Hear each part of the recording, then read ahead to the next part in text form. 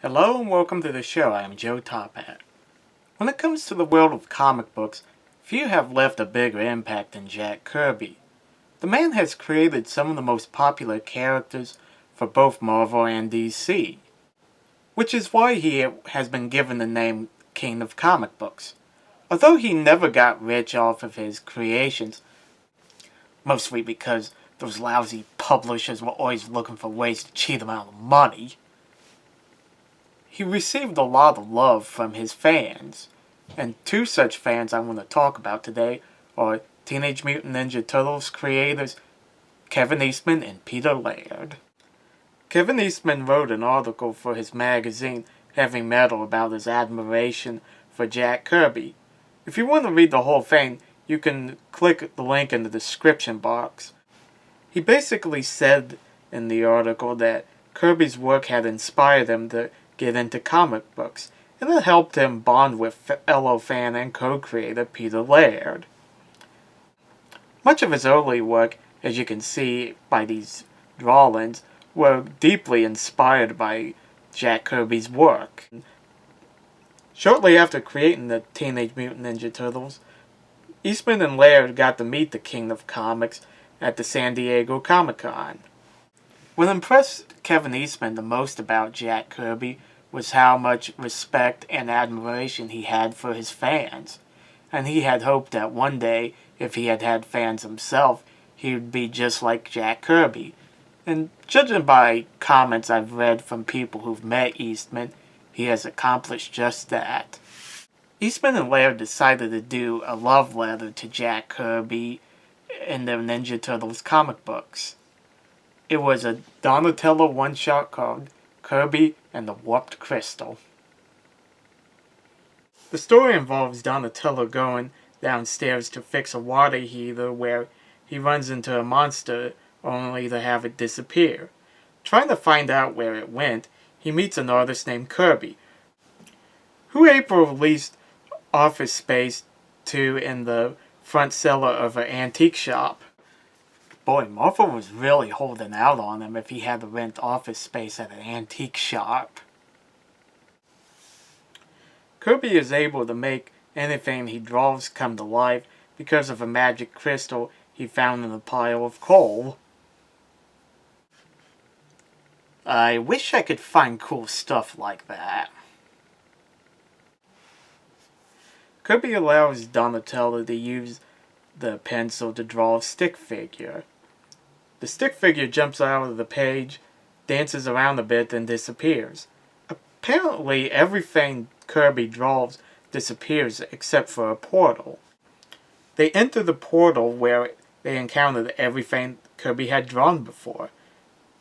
Maybe Kirby should have drawn lots and lots of cute little bunnies instead of terrifying monsters. Just saying. Anyway, Donatello fights off the monsters with the aid of Kirby's artistic abilities. Never let anybody tell you that art classes are useless. As Donatello and Kirby prepare to go home, they find the portal is shrinking. They hurry to get through, but sadly Kirby was left behind. Before the portal closed, Kirby sends Donatello a drawing telling him that life at best is bittersweet. Take care of yourself. I wonder what Donatello told April afterwards. Hey, April, you know that artist who you leased that office at the front cellar to? Oh yeah, Kirby. What about him? Well, you see, he's sort of got trapped in a dimension where all of his creations exist. Man, and I thought talking turtles and rats were weird. This comic shows a lot of love and admiration for the late Jack Kirby. It's a lot of fun seeing how everything he draws comes to life, and the ending is pretty bittersweet. just like his life was. Kevin Eastman and Peter Laird's intentions on making this comic book was to give the profits to Jack Kirby in his ongoing legal battle against Marvel. While Kirby was flattered by the gesture, he turned down the money. What a really great guy. The comic was later adapted into an episode in the 2003 series. It stays very true to the original comic while adding some details. Jack Kirby's connection with Ninja Turtles doesn't end with this comic or this episode. Sometime in the late 80s, Jack Kirby did his own drawing for the Ninja Turtles, as you can see right here. Peter Laird eventually got the original drawing, but it was included as the cover of the 50th issue of the IDW series.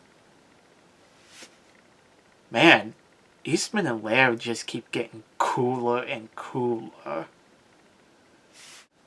And not only that, the 2012 series includes a character named Jack Krutzman, which is a play on Jack Kirby's real last name, Krutzberg. So, if you haven't read this comic or seen the episode from the 2003 series, check them out. Anyway, that's all I have to say about Jack Kirby and his connection to Teenage Mutant Ninja Turtles. Let me know in the comment section what you guys think, and don't forget to like and subscribe. See you later.